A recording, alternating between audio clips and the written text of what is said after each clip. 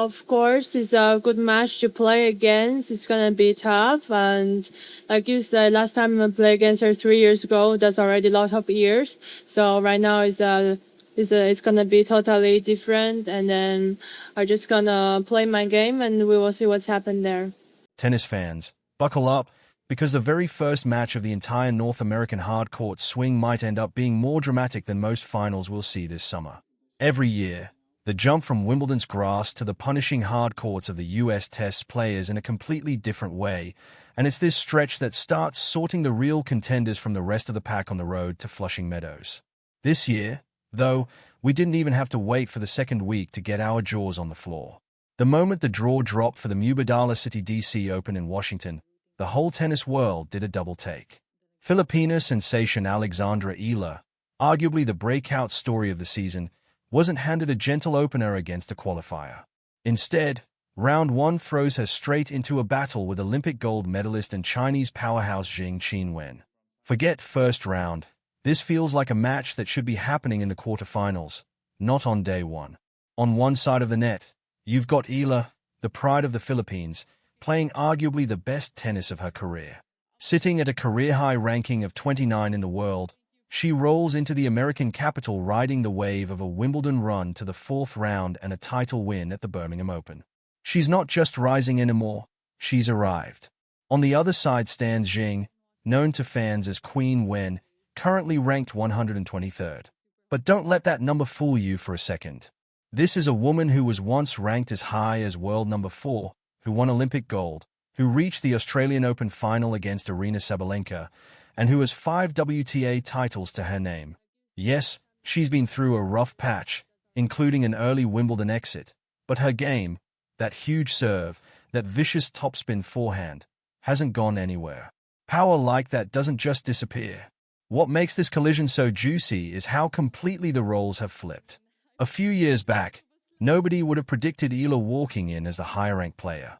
Now she does, arriving as the composed, in-form competitor, while Zheng shows up as the sleeping giant, a proven champion hungry to use the American hardcourts as her comeback launchpad.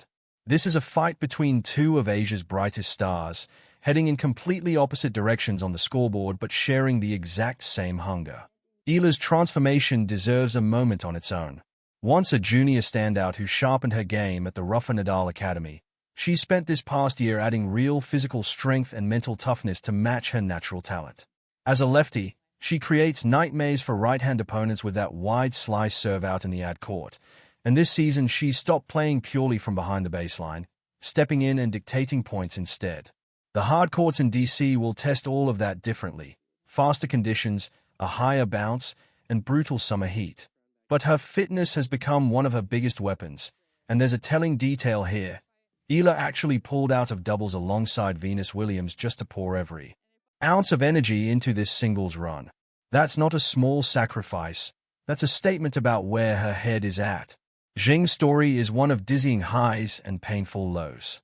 Her run to world number 4 and that Australian Open final weren't flukes, they came from elite shot-making most players simply don't have. Standing close to 5'10", her serve alone can end points before they start, and when her forehand gets rolling, it jumps off hardcourts like a whip. So why the ranking crash? Tennis lives on tiny margins. A dip in first serve percentage, a split second slower on footwork, a flicker of doubt, and those tiny things have snowballed for her this year, despite decent runs in Athens and Hamburg. Still, championship instincts don't vanish. If she finds her rhythm early on these hard courts, that dangerous version of Zheng could easily reappear. These two aren't strangers, either. Back at the 2023 Asian Games in Hangzhou, they clashed in a tense semifinal in front of a home crowd fully behind Zheng. Eala lost the first set badly, then fought back to steal the second set tiebreak before eventually falling in 3. She left with bronze, but also with something more valuable, proof she could hang with one of the very best. That memory is the blueprint for this rematch. She's not walking in scared of the name on the other side of the net. Tactically, this is a genuine clash of styles. Zheng needs to dominate behind her serve, aiming to land well over 6 in 10 first serves to shorten points and avoid getting dragged into long rallies in that Washington heat. Eala, meanwhile, isn't going to try to out-hit a bigger hitter.